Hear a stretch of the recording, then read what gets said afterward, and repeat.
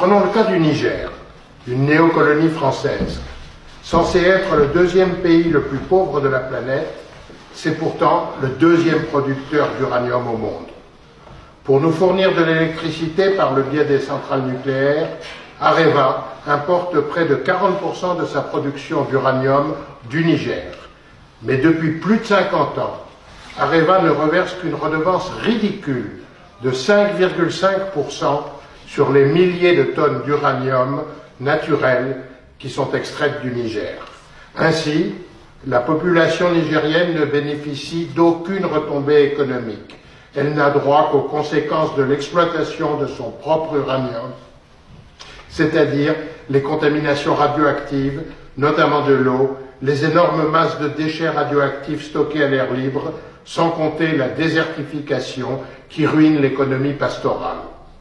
Areva a déjà épuisé à 70% l'aquifère carbonifère des régions qu'elle exploite dans ce pays, à raison de 22 000 mètres cubes d'eau par jour, et cela depuis plus de 40 ans. Ajoutons que la ruine du Niger ne concerne malheureusement pas que l'uranium. Avec ses 20 millions de têtes de bétail, le pays pourrait en fait connaître une relative prospérité. Mais voilà, le Fonds monétaire international, le FMI, a imposé la fermeture des services vétérinaires locaux afin d'ouvrir le marché aux multinationales étrangères.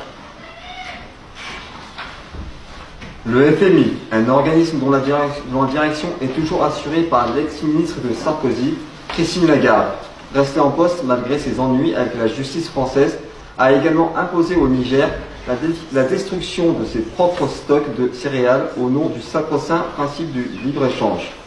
Conséquence, plus de stocks pour faire face aux aléas, et la famine attaque désormais ce pays africain tous les 2 ans. Qu'on ne s'étonne pas ensuite si les Touaregs se révoltent contre cette situation ou si des Nigériens essaient d'émigrer.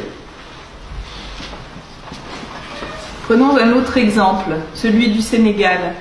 Au Sénégal, les sociétés françaises, comme la Fruitière de Marseille, dont les principaux actionnaires sont les grandes chaînes de supermarchés françaises, se font attribuer des dizaines de milliers d'hectares de terre pour